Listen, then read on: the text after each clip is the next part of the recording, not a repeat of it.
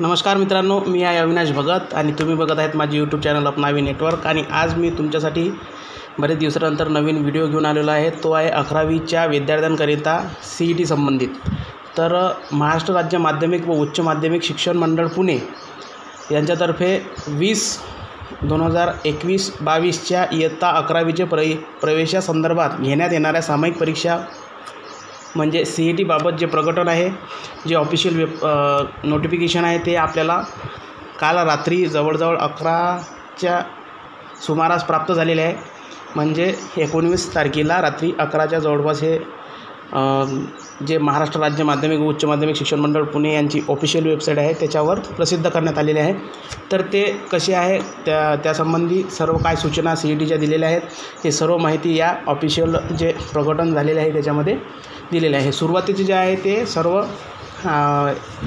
अशी नोटिफिकेशन आहे की प्रसार माध्यमांनी व्हॉट्सअप ग्रुपवर किंवा इतर जे न्यूजपेपर आहेत त्यांनी ही विषय आपापल्या सोशल मीडियावर प्रदर्शित करावा याकरिता आदेश देण्यात आलेले आहे। तर महाराष्ट्र राज्य माध्यमिक व उच्च माध्यमिक शिक्षण मंडळामार्फत माध्यमिक शालांत परीक्षा 10वी परीक्षेचा निकाल दिनांक 28 मे 2021 रोजीच्या शासन निर्णयातील मूल्यमापन कार्यपद्धतीनुसार 16/7/2021 रोजी जाहीर करण्यात आलेला आहे। तर शासन निर्णय जो आहे हा 28 मे 2021 व दिनांक 24 जून 2021 नुसार 11वी प्रवेशासंदर्भात संपूर्ण राज्यामध्ये एक सामायिक परीक्षा म्हणजे CET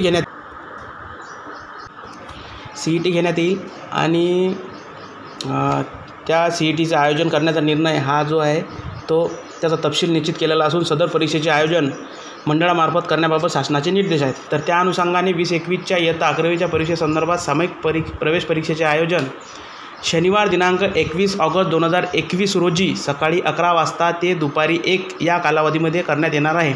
तर इथं CETची डेट अँड टाईम जो आहे तो त्यांनी प्रदर्शित केलेला आहे। या तारखेला तुमची CETची परीक्षा जी आहे ती होणार आहे आणि सदर परीक्षा ही राज्य मंडळाशी संलग्न असलेल्या कनिष्ठ महाविद्यालय सन 2021-22 मधील 11वी प्रवेशासाठी असून ती विद्यार्थ्यांसाठी पूर्णतः ऐच्छिक स्वरूपाची आहे। तर सदर परीक्षा ही ऑफलाईन स्वरूपाची असून ती राज्य मंडळाच्या अभ्यासक्रमावर आधारित असेल। प्रश्नपत्रिका वस्तुनिष्ठ बहुपर्यायी स्वरूपाची म्हणजेच मल्टिपल चॉईस ऑब्जेक्शन टॅप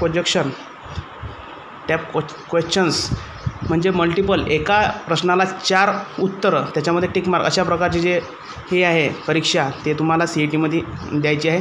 तर OMR आधारित असेल। या परीक्षेसाठी राज्य मंडळ अथवा अन्य मंडळाच्या माध्यमिक शालांत प्रमाणपत्रात 10वी परीक्षेमध्ये उत्तीर्ण झालेल्या इच्छुक विद्यार्थ्यांनी ऑनलाईन पद्धतीने मंडळाच्या या संकेतस्थळावर सादर करणे आवश्यक आहे। तर तुम्ही आवेदन म्हणजे ॲप्लिकेशन रजिस्ट्रेशन ऑनलाईन फॉर्म जो आहे तो http://cet.mh/ssc.ac.in ही जी वेबसाईट याच्यामध्ये दिलेली आहे, या वेबसाईटवर तुम्ही ते आवेदनचं रजिस्ट्रेशन इथं भरू शकता।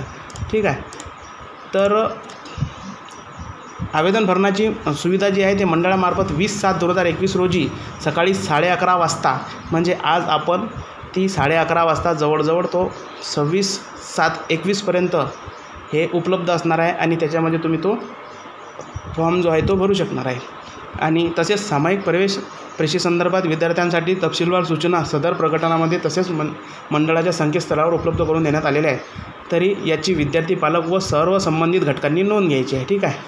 तर हे जे आहे सचिव मंडळ महाराष्ट्र पुणे इथून डॉक्टर भोसले साहेब यांनी हे प्रकटन आपल्याला प्रसिद्ध केलेले आहे आणि याच्यामध्ये तुम्हाला डेट, तुमची CETची तारीख, वेळ, वेबसाईट, किती तारखेपासून किती तारखेपर्यंत ऑनलाईनचे फॉर्म भरायचे आहेत, हे सर्व काही माहिती एकाच पत्रामध्ये दिलेली आहे। 21 ऑगस्ट 2021 रोजी सकाळी 11 ते दुपारी 1 या कालावधीमध्ये ही CETची परीक्षा तुमची होणार आहे। आणि CETचं फॉर्म भरण्यासाठी 20/7/2021 सकाळी 11:30 वाजतापासून 26/7/2021च्या अखेरपर्यंत ही जी सुविधा आहे ती तुम्हाला उपलब्ध करून देण्यात आलेली आहे।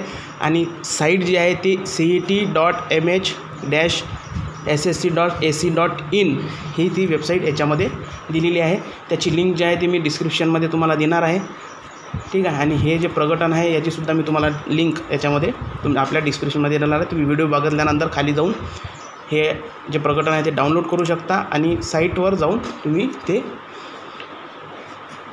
काय कोणत्या प्रकारची सूचना आलेल्या आहेत ते सुद्धा तुम्ही बघू शकता. तर महाराष्ट्र राज्य माध्यमिक व उच्च माध्यमिक मंडळ पुणे यांच्याकडून हे 11वी च्या सामायिक परीक्षेसाठी म्हणजे CETसाठी विद्यार्थ्यांना सूचना अशा आहेत की शालेय शिक्षण व क्रीडा विभाग याच्याकडील उपरोक्त शासन निर्णय संदर्भ क्रमांक 1 व 2 नुसार सन 2021-20च्या वर्षानुसार 11वी प्रवेशासंदर्भात CET आयोजित करण्याचे निश्चित करण्यात आले होते किंवा आलेले आहे.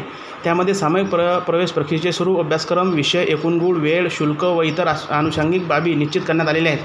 ठीक आहे. तर याच्यामध्ये तुम्हाला सर्व काही माहिती जी आहे ते एकाच पत्रामध्ये दिलेली आहे आणि या बाबींचा जो विचार घेऊन मंडळामार्फत इयत्ता 11वीची प्रवेशासाठी सामायिक प्रवेश परीक्षा सन 21ने आयोजन करण्यात येत असून त्याबाबत तपशील पुढीलप्रमाणे आहे. तर आता आपण पुढीलप्रमाणे जे तपशील आहेत ते बघणार आहोत. तर अ आहे परीक्षेचे सर्वसाधारण स्वरूप.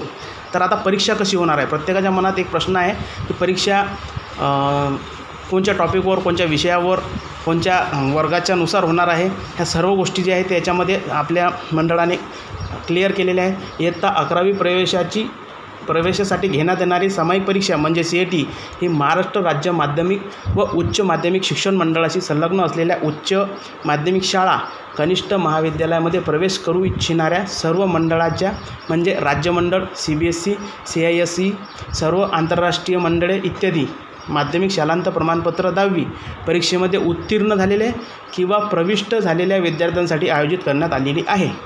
ठीक आहे. तर सदर परीक्षा ही विद्यार्थ्यांसाठी पूर्णतः इच्छुक आहे, कंपल्सरी नाही आहे. जर तुम्ही इतर कोणत्या डिपार्टमेंटमध्ये जात असाल तर तुम्ही ती देऊ शकता किंवा तुम्हाला जर द्यायची इच्छा नसेल तर तुम्ही देऊ शकत नाही. पण 11वीची ॲडमिशनसाठी तुम्हाला CET ही कंपल्सरी आहे. तर इयत्ता 11वी प्रवेशासाठी सामायिक प्रवेश परीक्षा ही राज्य मंडळाच्या 10वीच्या अभ्यासक्रमावर आधारित असेल.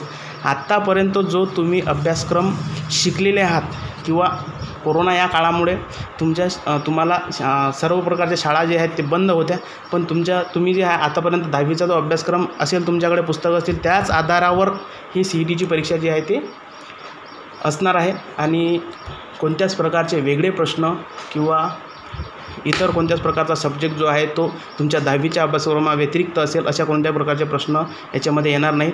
हे सर्व याच्यामध्ये दिलेलं आहे. तर सदर परीक्षेसाठी 100 गुणांची एकच प्रश्नपत्रिका म्हणजेच पेपर असेल व परीक्षेचा कालावधी 2 तासाचा राहील. 100 गुणांची प्रश्नपत्रिका आहे आणि तुम्हाला कालावधी जो आहे तो 2 तासाचा दिलेला आहे. 100 गुण जे आहे ते ऑब्जेक्टिव्ह असल्या कारणानं तुम्हाला फक्त प्रश्न वाचा, त्याच्या खालचे 4 ऑप्शन घ्या, तुम्हाला जे योग्य वाटेल त्याच्यावर टिक मार्क करा. ठीक आहे. तर त्याकरिता 2 तास कालावधी बरोबर दिलेला आहे. तर सदर परीक्षेची प्रश्नपत्रिका 8 माध्यमातून उपलब्ध असतील. ठीक आहे. विद्यार्थ्यांनी सदर परीक्षेच्या आवेदनपत्रात नोंदवलेल्या माध्यमानुसार त्याला प्रश्नपत्रिका उपलब्ध करून देणार आहेत. 8 माध्यम म्हणजे 8 प्रकारच्या भाषा, मराठी, इंग्रजी, हिंदी, उर्दू, सिंधी अशा प्रकारचे जे 8 लँग्वेज आपल्या महाराष्ट्रामध्ये आहेत त्या भाषांमध्ये तुम्हाला प्रश्नपत्रिका निवडण्याची मुभा याच्यामध्ये दिलेली आहे. आणि सेमी इंग्रजी या माध्यमाची निवड केलेल्या विद्यार्थ्यांना त्यांनी आवेदनपत्रात निश्चित केलेल्या इंग्रजी व इतर माध्यमांचा विचार करून प्रश्नपत्रिका पुरवण्यात येते. तसं सेमी इंग्लिशमध्ये काही सब्जेक्ट जे असतात ते इंग्लिशमध्ये असतात आणि अर्धे सब्जेक्ट जे आहेत ते मराठीमध्ये असतात. तर तशा प्रकारची सुविधा तुम्हाला त्याच्यात देण्यात आलेली आहे. आणि सदर सामायिक प्रवेश परीक्षा ही ऑफलाईन स्वरूपाची आहे. ठीक आहे. परीक्षा ऑफलाईन आहे, ऑनलाईन नाही. हा एक सर्वात महत्त्वाचा टॉपिक याच्यामध्ये दिलेला आहे. सर्वांना असं वाटत असेल की आता सगळं ऑनलाईन चालू आहे तर परीक्षासुद्धा ऑनलाईनच होणार आहे. तर फक्त फॉर्म ऑनलाईन आहे, परीक्षा ऑफलाईन आहे. यासाठी प्रश्नपत्रिकेचे स्वरूप हे वस्तुनिष्ठ बहुपर्यायी स्वरूपाचे म्हणजे multiple choice objective tap questions असेल. म्हणजे मी सांगितल्याप्रमाणे एका प्रश्नाला 4 उत्तरं अशा प्रकारचे जे आहे ते प्रश्न तुम्हाला असतील. परीक्षेसाठी प्रश्नपत्रिकेचे स्वरूप, विषय, माध्यम व अभ्यासक्रम काय असणार आहे. तर आता बघा की 11वी सामायिक प्रवेश प्रक्रिया म्हणजे CETसाठी राज्य मंडळाच्या 10वीच्या इंग्रजी, गणित, विज्ञान, सामाजिक शास्त्रे म्हणजे इतिहास व राज्यशास्त्र, भूगोल या 4 विषयांच्या अभ्यासक्रमावर आधारित असणार आहे. तर इथं बघा तुम्हाला यांनी अभ्यासक्रम जे आहे ते CETचा दिलेला आहे.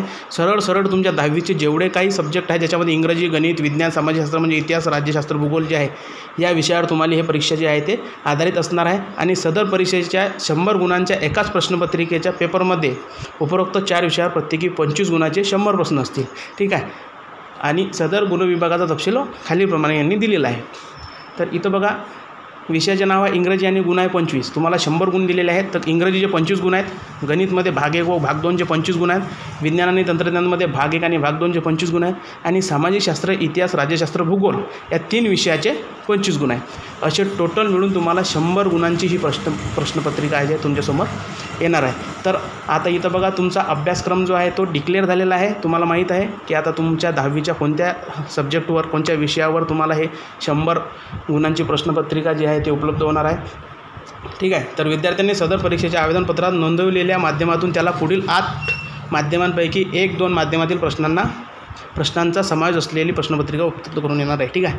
तर 1-2 म्हणजे ज्याचं सेमी असेल तर English Marathi, English Gujarati, English Kannada, English Urdu, English Hindi अशा प्रकारचं, आणि जे फक्त मराठी घेत असतील तर त्यांना मराठीमध्ये दोन्ही. ठीक आहे. तर कोणत्या लँग्वेजेस आहेत तर मराठी, इंग्रजी, गुजराती, कन्नड, उर्दू, सिंधी, तेलुगू, हिंदी, आणि सेमी इंग्रजी जी असते, ठीक आहे, सेमी इंग्लिश, याच्याकरिता जे आहे ते इंग्रजीमध्ये बाकीचे 3-4 सब्जेक्ट राहतील, आणि बाकीचे जे आहेत ते उरलेले सब्जेक्ट जे आहेत ते तुम्ही इच्छुक असणाऱ्या इतर 8 लँग्वेजमध्ये उपलब्ध असतील. ठीक आहे. तर सेमी इंग्रजी या माध्यमाची निवड केलेल्या विद्यार्थ्यांसाठी पूर्ण येणाऱ्या प्रश्नपत्रिकेमध्ये इंग्रजी, गणित व विज्ञान या विषयाचे प्रश्न इंग्रजी माध्यमातून, आणि सामाजिक शास्त्रे, इतिहास, राज्यशास्त्र, भूगोल या विषयाचे प्रश्न विद्यार्थ्यांनी आवेदनपत्रात नमूद केलेल्या अन्य माध्यमातून उपलब्ध होतील, जसं मी तुम्हाला आता सांगितलेलं आहे तसं.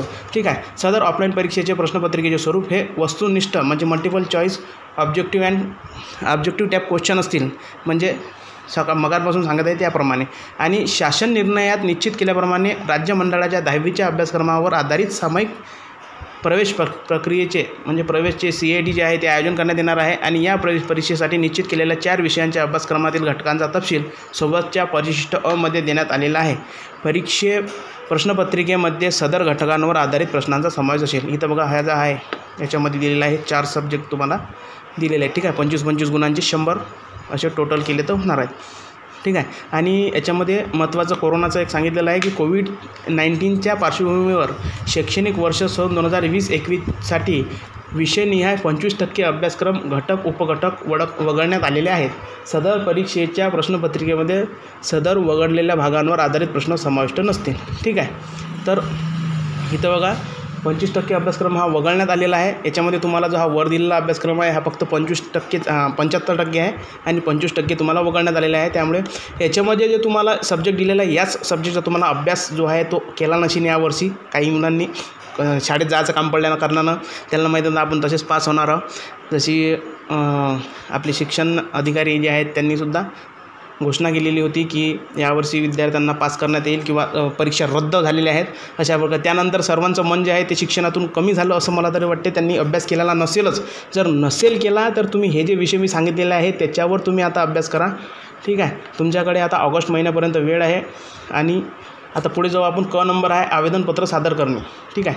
तर 11वीच्या CETसाठी हे वैकल्पिक ऐच्छिक स्वरूपाची असल्याने या परीक्षेत प्रविष्ट होऊ इच्छिणाऱ्या विद्यार्थ्यांनी परीक्षेसाठी स्वतंत्र आवेदनपत्र भरणे आवश्यक असेल. ठीक आहे. तुम्ही स्वतंत्र आवेदनपत्र भरू शकता, आणि सदर आवेदनपत्र भरण्यासाठी मंडळाची जी मी साईट सांगितलेली आहे या साईटवर अधिकृत संकेतस्थळावर जाऊन विद्यार्थ्यांनी प्रथम 10वीला प्रविष्ट झालेल्या मंडळाचा प्रकार निवडावा.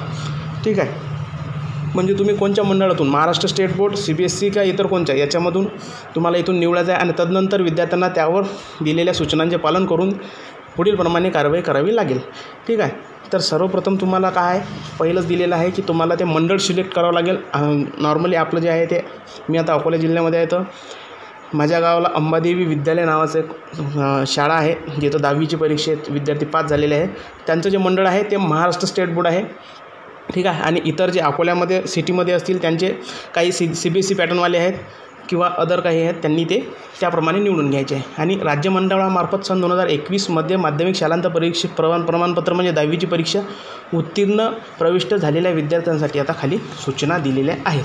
ठीक आहे. तर फॉर्म कसा भरायचा ऑनलाईन याच्यामध्ये सगळं सांगितलेलं आहे. आणि 11:30 ज्या सेवा साईट सुरू होईल, आणि मी तुम्हाला लाईव्ह दाखवणार आहे की CETचा जो फॉर्म आहे तो ऑनलाईन कसा भरायचा आहे.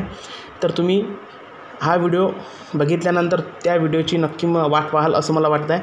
तर विद्यार्थ्याने प्रथम संगणक प्रणालीमध्ये स्वतःचा बैठक क्रमांक व आईचे नाव याबाबतची इत्यादी माहिती भरायची आहे. सर्वप्रथम तुम्हाला आपलं बोर्ड जे आहे ते निवडून घ्यायचं आहे, आणि त्यानंतर तुम्हाला तुमचा सीट नंबर जसं H00 असतो समजा, तो सीट नंबर तुम्हाला टाकायचा आहे आणि आईचं नाव याच्यामध्ये भरायचं आहे. जसं तुम्ही रिझल्ट चेक करताना भरलेलं आहे तसं सदर माहिती सबमिट केल्यानंतर उर्वरित रकान्यातील माहिती आपोआप भरली जाईल. ठीक आहे. तर आता फक्त तुम्हाला सीट नंबर आणि आईचं नाव पाहिजे फॉर्म भरण्यासाठी. इतर प्रकारची कोणत्याच प्रकारची जी आहे ती दिलेली नाही आहे. आणि विद्यार्थ्यांनी दिलेल्या रकान्यात त्याचा ईमेल ID जर उपलब्ध असेल तर भरावा, नसेल तर भरण्याची कोणत्याही प्रकारची आवश्यकता याच्यामध्ये सांगितलेली नाही आहे. आणि विद्यार्थ्याला परीक्षेसाठी माध्यमाची निवड करण्याचा विकल्प यामध्ये दिलेला आहे. ठीक आहे. तर परीक्षेसाठी माध्यमांची म्हणजे लँग्वेजची जे मुभा जी आहे त्याच्यामध्ये दिलेली आहे. 8 प्रकारच्या लँग्वेज आहेत. आणि इयत्ता 10वीच्या परीक्षेच्या माध्यमाप्रमाणे या परीक्षेसाठी माध्यम त्याने सदर रकान्यात निश्चित करावे की तुम्हाला कोणत्या लँग्वेजमध्ये पाहिजे. आणि विद्यार्थ्यांनी सेमी इंग्रजीचा विकल्प निवडल्यास त्याला इंग्रजी, गणित, विज्ञान हे जे 3 सब्जेक्ट आहे हे इंग्लिश माध्यमातून उपलब्ध होतील. आणि सामाजिक शास्त्रे, इतिहास व राज्यशास्त्र, भूगोल हे 3 जे सामाजिक शास्त्रामध्ये येतात या विषयांचा विद्यार्थ्यांना 10वीच्या माध्यमानुसार उर्वरित अन्य 7 माध्यमांमध्ये जे वर दाखवलेले आहेत त्याप्रमाणे तुम्हाला ते निवड करता येईल. ठीक आहे. तर सदर परीक्षेसाठी विद्यार्थ्यास त्याला तात्पुरत्या कायमच्या निवासस्थानाच्या पत्त्यानुसार परीक्षा केंद्र मिळण्यासाठी जिल्हा व तालुका शहराचा विभाग निश्चित करायचा विकल्प देण्यात आलेला आहे. म्हणजे असं समजू नका तुम्ही अकोल्याला राहता तुम्हाला अमरावतीला परीक्षा द्यायला जायचं आहे, असं बिलकुल नाही आहे. तुमच्या जवळचा जर तुम्ही आज रोजी सांगळूरमध्ये राहत असाल तर तुम्ही अकोला जवळ पडते 10 किलोमीटर, तर तुम्ही ते निश्चित करू शकता. किंवा अकोल्याच्या तिकडच्या साईडला जर तुम्ही राहत असाल तर तिकडून 10 किलोमीटरमध्ये जे पडत असेल ते तुम्ही निवडू शकता. ठीक आहे. तर कायम किंवा तात्पुरता निवास जिथं तुम्ही राहत असाल तिथून जवळचा जो सेंटर आहे त्या सेंटरसाठी तुम्ही ती निवडू शकता. आणि सदर परीक्षेला प्रविष्ट होणारी विद्यार्थी संख्या विचारात घेऊन सदर विद्यार्थ्याने निवडलेल्या तालुक्यासाठी शहरी विभागासाठी मंडळाने निश्चित केलेल्या जे परीक्षा आहे त्याच्या केंद्रापैकी कोणतेही एक केंद्र विद्यार्थ्याला परीक्षेसाठी देण्यात येणार आहे. ठीक आहे. तर तुम्हाला जे सोपं पडणार आहे त्यानुसार तुम्ही निवड करा आणि नंतर मग मंडळ तुमचं जे जवळचं सेंटर आहे ते तुम्हाला उपलब्ध करून देईल. ठीक आहे. मी सांगितल्याप्रमाणे. आणि उपरोक्तप्रमाणे माहिती भरल्यानंतर विद्यार्थ्याचे आवेदनपत्र सबमिट करावे. ठीक आहे. म्हणजे फॉर्म सबमिट करावा आणि त्यानंतर त्याची जी आवेदनपत्र म्हणजे फॉर्मची प्रिंट आहे ते काढून घ्यावी आणि ते तुमच्याजवळ जतन करून ठेवायची आहे. ठीक आहे. विद्यार्थ्यांना सदर परीक्षेसाठी वेगळे शुल्क भरण्याची आवश्यकता नाही. इथं सगळ्यात महत्त्वाचा टॉपिक आहे की आता CETसाठी कोणाला किती पैसे भरावे लागतील. तर विद्यार्थ्यांना सदर परीक्षेसाठी वेगळे कोणत्याही प्रकारचे शुल्क 1ही रुपया कुठं भरायचा नाही आहे. ठीक आहे. जिथं ऑनलाईन फॉर्म भरता तुम्ही तिथची गोष्ट वेगळी आहे. पण एखाद्या महाराष्ट्र माध्यमिक जे आहे आपल्या बोर्डाला तुम्हाला पैसे भरायचे आहेत अशा प्रकारचा कोणताही विषय याच्यामध्ये नाही आहे. ठीक आहे. बिलकुल निःशुल्क आहे ऑनलाईन फॉर्म भरणे. त्यानंतर अन्य मंडळामार्फत तसेच राज्य मंडळामार्फत 2021 पूर्वी माध्यमिक शालांत प्रवेश म्हणजे 21च्या आधी जर एखादा विद्यार्थी 10वीमध्ये पास झाला असेल आणि त्याला जर CET द्यायची असेल किंवा जर तो मागच्या वर्षी पास झाला आणि यावर्षी त्याला 11वीला ॲडमिशन करायची आहे तरी त्याला CET द्यायची आहे, तर अशा विद्यार्थ्याने संगणक प्रणालीमध्ये दिलेल्या सर्व नकान्यामध्ये माहिती अचूक भरणे आवश्यक आहे. ठीक आहे. तर याच्यामध्ये तुम्हाला सीट नंबरच नाही तर सर्व माहिती याच्यामध्ये तुम्हाला भरावी लागणार आहे. आणि विद्यार्थ्याला परीक्षेसाठी माध्यमाची निवड करण्याचा विकल्प देण्यात आलेला आहे. ठीक आहे. तर ही जी माहिती आहे ही मागच्या वर्षी पास झालेली आहे म्हणजे 2020, 19, 18, 17 याच्यामध्ये जर पास झाले असेल आणि तुम्हाला जर आता 11वी द्यायची असेल तर त्या विद्यार्थ्यांसाठी ही माहिती आहे. आणि याच्या आधी मी जी माहिती सांगितलेली ते 21 म्हणजे आज रोजी जे पास झालेले आहेत त्या विद्यार्थ्यांसाठी ती माहिती होती. तर आता ही जी आहे ते मागच्या विद्यार्थ्यांसाठी आहे. आणि विद्यार्थ्यांनी सेमी इंग्रजीचा जर विषय निवडला तर मी सांगितल्याप्रमाणे इंग्रजी, गणित, विज्ञान हे 3 विषय इंग्लिशमध्ये आणि सामाजिक शास्त्रामध्ये जे इतिहास, राज्यशास्त्र, भूगोल आहे हे मराठीमध्ये किंवा इतर लँग्वेजेस जसे उर्दू, गुजराती, कन्नड ह्याच्यामध्ये तुम्हाला उपलब्ध करण्यात येतील. ठीक आहे. आणि वरच्याप्रमाणे जसे रेग्युलर विद्यार्थ्याप्रमाणे ज्यांनासुद्धा तुमच्या निवासस्थानापासून जवळचं सेंटर जे आहे ते तुम्हाला निवडण्याची मुभा आहे आणि नंतर ते मंडळ तुम्हाला उपलब्ध करून देईल. ठीक आहे. त्यानंतर विद्यार्थ्यांची संबंधित विद्यार्थ्याची ओळख पडताळणीसाठी फोटो ID म्हणजे शाळेचे ओळखपत्र किंवा आधार कार्ड, पासपोर्ट साईज फोटो व स्वाक्षरी म्हणून नमुना संगणक प्रणालीवर जे आहे अपलोड करायचा आहे. ऑनलाईन फॉर्म भरताना तुम्हाला तुमच्या शाळेचे ओळखपत्र म्हणजे बोनाफाईड किंवा आधार कार्ड, ठीक आहे, शाळेचे ओळखपत्र असताना फोटो आणि फोटोवर साई शिक्का, ठीक आहे, साईन आणि स्टॅम्प मारणे अनिवार्य आहे आणि ते तुम्हाला याच्यामध्ये अपलोड करायचं आहे. दिव्यांग विद्यार्थी असतील तर त्याबाबत जे आहे ते तुम्हाला सर्टिफिकेट इथं अपलोड करायचं आहे की तुम्ही हँडिकॅप आहेत म्हणून. ठीक आहे. आणि त्यानंतर सर्व माहिती भरल्यानंतर तुम्हाला ते आवेदनपत्र सबमिट करायचं आहे आणि त्याची प्रिंट काढून घ्यायची आहे. ठीक आहे. आणि उपरोक्त विद्यार्थ्यांना सदर परीक्षेसाठी मंडळाने विहित केलेले शुल्क ऑनलाईन पद्धतीने भरावे लागेल. आता बघा, चालू विद्यार्थ्यांना एकही रुपया भरण्याची गरज नाही, पण 20, 19, 18, 2000 याच्यामध्ये जर तुम्ही 10वी पास झालेले असाल आणि आता 11वी करत असाल तर CETसाठी तुम्हाला शुल्क भरावे लागणार आहे. तुम्हाला फीज आहे आणि ते परीक्षा शुल्क काय असणार आहे तर हे याच्यामध्ये तुम्हाला दाखवलेले आहे. 178 रुपये याच्यामध्ये दिलेलं आहे. तर 11वी प्रवेशासाठी सामायिक म्हणजे CETसाठी प्रविष्ट होणाऱ्या राज्य मंडळाच्या विद्यार्थ्यांना म्हणजे नियमित जे चालू आहेत विद्यार्थी त्यांना एकही रुपया शुल्क भरण्याची आवश्यकता नाही. मात्र सन 2021 पूर्वी राज्य मंडळातून 10वीची परीक्षा उत्तीर्ण झालेल्या विद्यार्थ्यांना CBSE असा की CISEC असा किंवा सर्व आंतरराष्ट्रीय मंडळे असा सर्व मंडळांच्या विद्यार्थ्यांना सामायिक प्रवेश परीक्षेसाठी म्हणजे CETसाठी विहित केल्याप्रमाणे 178 रुपये शुल्क उपलब्ध करून दिलेल्या पर्यायामध्ये ऑनलाईन प्रकारे भरण्याची आवश्यकता राहील. ठीक आहे. त्यासाठी तुम्ही debit card, credit card, UPI, net banking अशा प्रकारच्या जे ते उपलब्ध सुविधा त्यापैकी तुम्ही एखादी सुविधा निवडून ते शुल्क भरू शकता. ठीक आहे. तर चालू विद्यार्थ्यांना 1 रुपये गरज नाही. जे बॅक विद्यार्थी आहेत त्यांना 178 रुपये फी भरायची आहे. ठीक आहे. परीक्षा केंद्र म्हणजे सेंटर कोणतं असणार आहे तर सदर परीक्षेसाठी विद्यार्थ्याने परीक्षा केंद्र निश्चित करताना त्याने आवेदनपत्रामध्ये म्हणजे फॉर्म भरत असताना तुम्ही ज्या तालुका, जिल्हा आणि भाग तुमच्या कॉलेजचा किंवा तुमच्या निवासाचा भरला असेल त्यानुसार तुम्हाला जे आहे ते सेंटर त्यापैकी एक सेंटर जे आहे ते विद्यार्थ्याला देण्यात येईल. ठीक आहे. तर याच्यामध्ये सेंटरचासुद्धा विषय झालेला आहे. आणि प्रवेशपत्र म्हणजे ID कार्ड. ठीक आहे.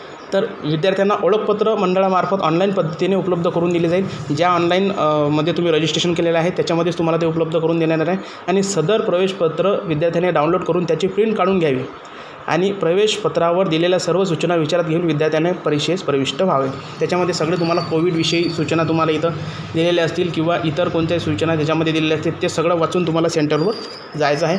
तसेच सदर प्रवेशपत्रिकेवर विद्यार्थ्यांची माहिती सदोष आढळल्यास अथवा फोटो नसल्यास या संदर्भात माहिती पुस्तिकेत दिलेल्या सूचना विचारात घेऊन कार्यवाही करावी. ठीक आहे. जर तुम्ही त्याच्यात दोषी आढळले किंवा तुमच्या आय कार्डवर फोटो नाही आणि तुम्ही परीक्षा द्यायला जात आहे तर तुम्हाला तिथं परीक्षा नाकारण्यात येईल.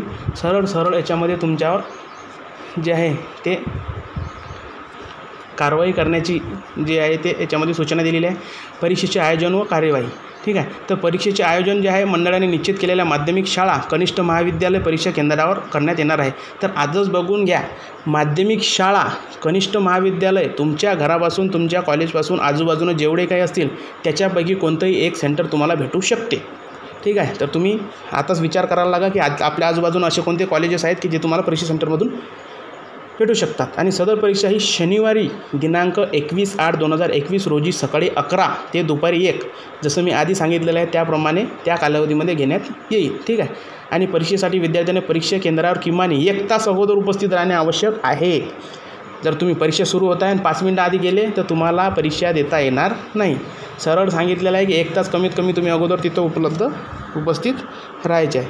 ठीक आहे. आणि त्यानंतर कोविड-19 विषाणूच्या प्रादुर्भावाच्या पार्श्वभूमीवर शासनाच्या व आरोग्य विभागाच्या सर्व सूचनांचे तुम्हाला पालन करायचे आहे. जसं सॅनिटायझर, मास्क इतर तर त्याप्रमाणे तुम्ही ते पालन करा. आणि परीक्षा केंद्रावर व परीक्षेदरम्यान सर्व सूचनांचे काटेकोर पालन जे आहे ते तुम्हाला करायचं आहे. गैरमार्गाचा वापर सरळ गैरमार्गाचा वापर याच्यात निदर्शनास आल्यास विद्यार्थी निर्धारित शास्तीस पात्र राहील. तुम्हाला तिथं रस्टिकेट करण्यात येईल. ठीक आहे. परीक्षा देता येणार नाही. गैरमार्ग, आता गैरमार्गाचा विचार तुम्ही करा कशा प्रकारे करतात लोक. ठीक आहे. आणि दिव्यांग विद्यार्थ्यांसाठी सूचना आहे की सामायिक प्रवेशपत्रे म्हणजे CETसाठी दिव्यांग विद्यार्थ्यांना आवश्यक त्या कागदपत्राची पडताळणी करून परीक्षेत मागणीनुसार लेखक ज्यादा वेळेची सवलत देण्यात येईल. ठीक आहे. तर तुम्हाला जे आहे ते इथं रायटर जे आहे ते उपलब्ध करून देऊ शकतात आणि जास्त वेळ जे आहे ते दिव्यांग असाल तर तुम्हाला ते सवलत देण्यात येऊ शकते. त्याच्यासाठी तुम्हाला जे आहे ते हँडिकॅप सर्टिफिकेट तिथं लावायचं आहे. यासाठी संबंधित विद्यार्थ्याची याबाबतची कागदपत्रे पडताळणीसाठी परीक्षा केंद्र संचालकांच्या मागणीसुद्धा उपलब्ध करून द्यावे लागते. जर तिथं तुम्ही मागितले तुम्ही हँडिकॅप आहे म्हणून तुमचं सर्टिफिकेट दाखवा तर ते तुम्ही सोबत घेऊन जा. तिथं तुम्हाला आवश्यकता असू शकते, ठीक आहे. आणि स्वतंत्र बैठक व्यवस्थेची आवश्यकता असल्यास त्याची मागणी केंद्र संचालकाकडे किमान 2 दिवस अगोदर नोंदवावी.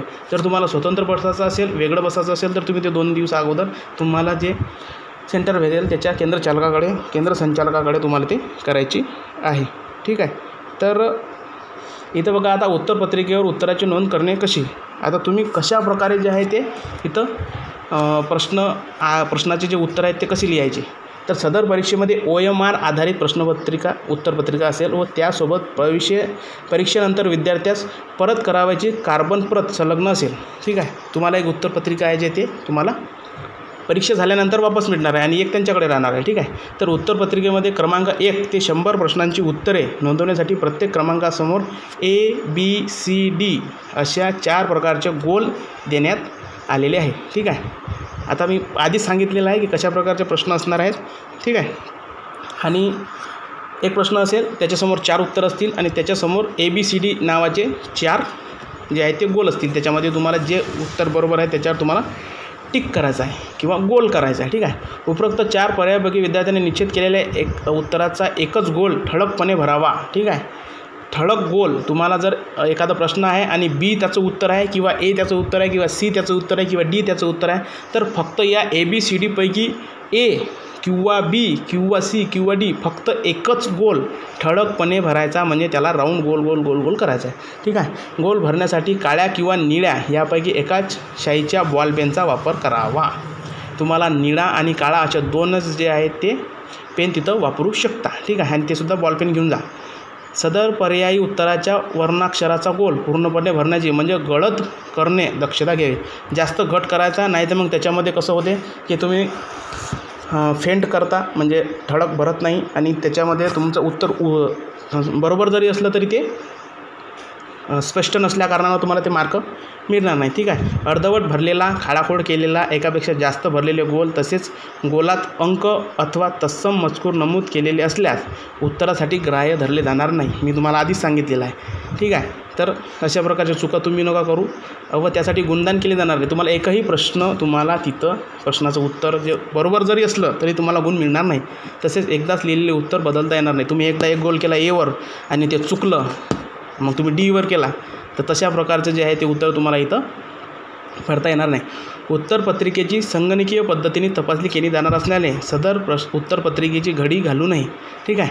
जशी उत्तरपत्रिका तुम्हाला दिलेली आहे तशीच ठेवा, घरच्यासारखं करू नका, ठीक आहे. चुरगळू नये अथवा अन्य कोणत्याही कारणाने खराब होणार नाही याची दक्षता घ्या. सरळ सांगितलेलं आहे तुम्हाला. प्रश्नपत्रिका जर खराब झाली तर तुमचे प्रश्न गेले, उत्तरं गेले, मार्क गेले, तुम्ही फेल झाले. 11वीमध्ये प्रवेश परीक्षेत फेल झाल्यानंतर तुम्हाला 11वीमध्ये ॲडमिशन मिळणार नाही. सरळ त्यांनी याच्यामध्ये तुम्हाला सांगितलेलं आहे.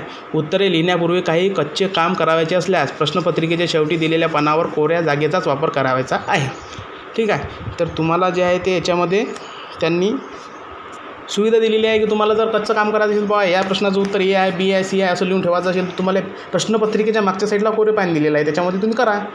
डायरेक्टली तुम्ही उत्तरपत्रिकेवर खडताळ करत असाल तर त्याचे तुम्हाला मार्क मिळणार नाही, ठीक आहे. विद्यार्थ्यास परीक्षा झाल्यानंतर उत्तरपत्रिकेची कार्बन प्रत तसेच मंडळाच्या संकेतस्थळावर अंतिम उत्तर सूची उपलब्ध करून दिली जाणार असल्याने निकालानंतर गुण पडताळणीसाठी अथवा फेरतपासणीसाठी सुविधा उपलब्ध असणार नाही, ठीक आहे. याच्यामध्ये सरळ सांगितलेलं आहे की तुम्हाला एक उत्तरपत्रिकेची प्रत जी आहे तो तुम्हाला दिलेली आहे आणि तशा प्रकारची जी आहे ती सूचना तुम्हाला मंडळाच्या संकेतस्थळावर उपलब्ध करून दिलेल्या आहे. याच्यामध्ये फेरतपासणी किंवा गुण पडताळणी नसते. जसं बोर्डामध्ये तुम्हाला जर प्रश्न कमी पडले तर तुम्ही टाकता ॲप्लिकेशन, तुम्हाला फेरतपासणी होते, गुणाची पडताळणी होते. याच्यामध्ये बिलकुल सरळ सांगितलेलं आहे की कोणत्याच प्रकारची सुविधा उपलब्ध करून तुम्हाला दिली जाणार नाही, ठीक आहे. सूचना त्याच्यानंतर पुढची सूचना अशी आहे की नमुना उत्तरसूची प्रसिद्ध व आक्षेपण नोंदवणे. जर तुम्हाला वाटलं की काहीतरी प्रॉब्लेम आहे तर परीक्षेनंतर नमुना उत्तरसूची मंडळाच्या संकेतस्थळावर उपलब्ध देण्यात येणार आहे. त्या संदर्भात आक्षेप असल्यास ते विहित मुदतीत नोंदविणे आवश्यक राहील. आक्षेप नोंदवण्यासाठी कालावधी निश्चित करून तो नमुना उत्तरसूचीसोबत प्रसिद्ध करण्यात येईल, ठीक आहे. तर तुम्हाला जर कोणत्याही प्रकारचा आक्षेप असेल तर तुम्हाला परीक्षा झाल्यानंतर त्या मंडळाच्या साईटवर जे आहे ते प्रसिद्ध करण्यात येईल, त्यामध्ये तुम्ही ते नोंदवू शकता. तर आक्षेपाचे निराकरण व अंतिम उत्तरसूची जाहीर करणे, ठीक आहे. जर तो एखाद्या प्रकारचा आक्षेप असेल तर त्याच्यावर निराकरण करायचं आणि जे आहे ते उत्तरसूची जाहीर करायची. ती सर्व याच्यामध्ये तुम्हाला दिलेली आहे, आणि नमुना उत्तरसूचीवर प्राप्त झालेले आक्षेप विचारात घेऊन त्याबाबतची मंडळ स्तरावर पडताळणी करण्यात येईल. सर्व आक्षेपाचे खातरजमा केल्यानंतर मंडळामार्फत अंतिम उत्तरसूची जाहीर करण्यात येईल. ठीक आहे, म्हणजे तुमचा निकाल जो आहे तो जाहीर करण्यात येईल. निकाल जाहीर करणे व गुणपत्रक. अंतिम उत्तरसूची जाहीर केल्यानंतर निकालाबाबत मंडळ स्तरावरील कार्यवाही पूर्ण करण्यात येईल. तदनंतर मंडळाने निश्चित केलेल्या तारखेचा निकाल जाहीर करून ऑनलाईन गुणपत्रक विद्यार्थ्यांना देण्यात येईल. ठीक आहे, निकाल जो आहे तो याचासुद्धा तो ऑनलाईन पद्धतीने लागणार आहे, जो तुम्हाला CET द्यायची आहे.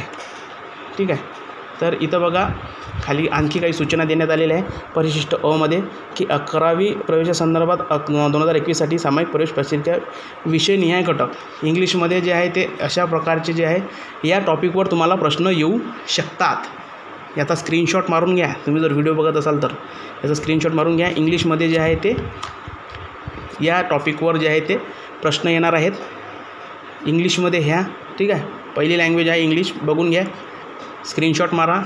आणि तुम्हाला असं वाटत असेल की व्हिडिओ खूप फास्ट होत आहे, खूप जास्त फास्ट मी तुम्हाला सांगितलेलं आहे, तर व्हिडिओ रिवर्स करा, रिवर्स घेऊन पहा.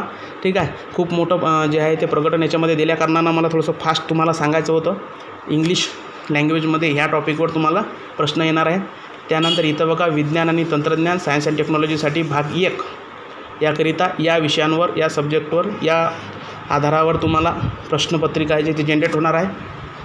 ठीक आहे, याच्यामध्ये भाग 1साठी तुम्हाला इथं दिलेलं आहे, याचीसुद्धा स्क्रीनशॉट मारून घ्या. हे जे तुम्हाला पूर्ण 10वीचा अभ्यास करायचा नाही आहे, तर विषय जे दिलेले आहेत या विषयामध्ये जेवढे काही हे टॉपिक त्यांनी सांगितलेले आहे या टॉपिकवर तुम्हाला अभ्यास करायचा आहे. ठीक आहे, याचासुद्धा स्क्रीनशॉट मारून घ्या. त्यानंतर विज्ञान आणि तंत्रज्ञान भाग 2 याकरिता हे सब्जेक्ट दिलेले आहेत. ठीक आहे, हे त्याच्यामध्ये टॉपिक दिलेले आहेत, याच्यावर सुद्धा तुम्ही ते स्क्रीनशॉट मारून याच्यावर अभ्यास करा. आणि खालीसुद्धा एक आणखी विषय 3 नंबरचा आहे तो मॅथमॅटिक गणित भाग 1साठी ही दिलेला आहे वर आणि भाग 2साठी इथं दिलेला आहे. ठीक आहे, तर दोन्ही याचे स्क्रीनशॉट मारायचे, तुम्हाला त्यानुसारच अभ्यास करायचा आहे. ठीक आहे, गणित झालेलं आहे. आणि सामाजिक शास्त्रे, इतिहास, राज्यशास्त्र, भूगोल या विषयावर जे आहे ते तुम्हाला प्रश्नपत्रिका जनरेट होणार आहे. इतिहाससाठी बघा, इतिहाससाठी इथं दिलेलं आहे तुम्हाला, ते सुद्धा स्क्रीनशॉट मारून घ्या. ठीक आहे, अशा प्रकारचे जे आहेत ते या टॉपिकवर तुम्हाला प्रश्न येणार आहे. ठीक आहे, त्याच्यानंतर राज्यशास्त्र, हे बघा हे राज्यशास्त्रावर अशा प्रकारचे येणार आहेत. संविधानाची वाटचाल, निवडणूक प्रक्रिया, राजकीय पक्ष, प्रादेशिक, राष्ट्रीय.